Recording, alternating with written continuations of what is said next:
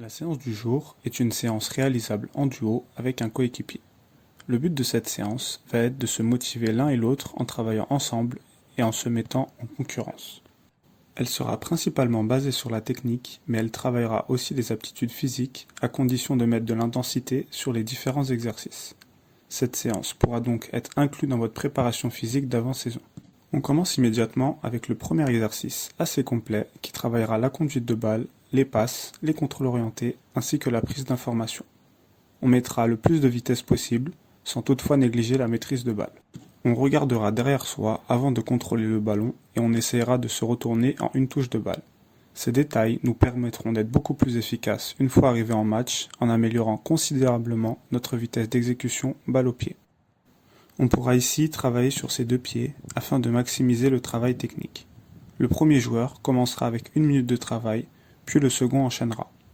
Les joueurs alterneront donc entre 1 minute de travail et 1 minute de repos. Chaque joueur fera 4 passages au total. On passe ensuite au second exercice où les deux joueurs travailleront en même temps. Cet exercice avait déjà été présenté sur la chaîne. On travaillera sur les mêmes aspects que le premier. On placera pour chaque joueur 4 coupelles.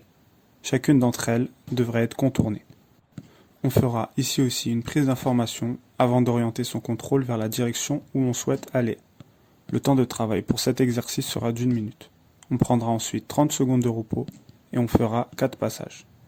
La clé sera les 2 premières touches de balle qui devront être précises et rapides. On essaiera de même de contrôler au maximum 2/3 quarts afin de gagner du temps. L'exercice suivant sera lui basé sur la coordination et la maîtrise technique. Il est préférable d'avoir une échelle pour les marques au sol, mais ce n'est pas une obligation. On effectuera l'exercice essentiellement avec la semelle. Un pied aura pour but de décaler le ballon et l'autre de l'arrêter. On fera l'aller du pied droit vers le pied gauche, puis le retour du pied gauche vers le pied droit. Le premier joueur fera son passage, puis le second enchaînera immédiatement. Chaque joueur fera 4 passages, puis on prendra 30 secondes de repos et on reproduira cela 3 à 4 fois. On passe à présent au 4e exercice qui a déjà été présenté plusieurs fois. On place 3 coupelles en angle droit, on fixera pied droit pour se replacer, et ensuite fixer pied gauche et se replacer. On travaillera sur 1 minute, puis on prendra 30 secondes de repos, et on fera 4 passages. Cet exercice travaillera la maîtrise technique des 2 pieds, la coordination, ainsi que le pied d'appui. Le 5e exercice de la séance sera lui une opposition sur terrain réduit. Cet exercice sera très intense car il faudra autant être actif offensivement que défensivement. Il faudra essayer d'aller à l'essentiel pour ne pas gaspiller d'énergie supplémentaire. C'est aussi un exercice très complet qui nous préparera au duel, qui maximisera la technique et qui travaillera considérablement l'endurance. On fera 4 matchs de 2 minutes avec un temps de repos d'1 minute entre chaque. L'exercice suivant aura pour but de répéter une situation de match.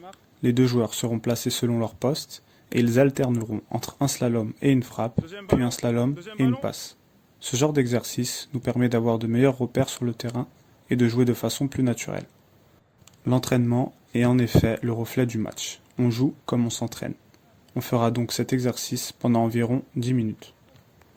On finira la séance par quelques centres. On pourra par exemple faire 20 centres, puis alterner en changeant de centreur, et refaire 20 centres. C'est ainsi que s'achève cette séance à faire en duo. N'hésite pas à soutenir la chaîne en étant abonné dans un premier temps, puis liker, commenter, partager, et d'ici là, on se retrouve très vite pour d'autres contenus sur l'entraînement.